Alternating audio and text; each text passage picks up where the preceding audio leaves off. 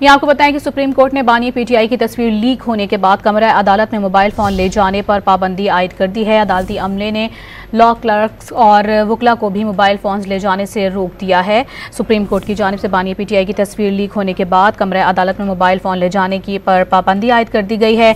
अदालती अमले ने क्लर्क्स और वकला को भी मोबाइल फोन अंदर ले जाने की इजाज़त नहीं दी है। सहाफ़ियों के मोबाइल फोन कमरा अदालत में ले जाने पर पहले ही पाबंदी आयद थी। अपने नाज़रीन को बताते चलें कि गुज़िश्ता रोज़ होने वाली समाअत के दौरान बानी पीटीआई की तस्वीर लीक हुई थी, जिसके बाद ये अहम तरीन अहकामात जारी हुए और ये हिदायत की गई कि किसी को भी कमरा अदालत के अंदर मोबाइल फ़ोन ले जाने की इजाज़त नहीं होगी। और सुप्रीम कोर्ट ने बानी पीटीआई की तस्वीर लीक होने के बाद कमरा अदालत में मोबाइल फ़ोन ले जाने पर पाबंदी आयद कर दी है।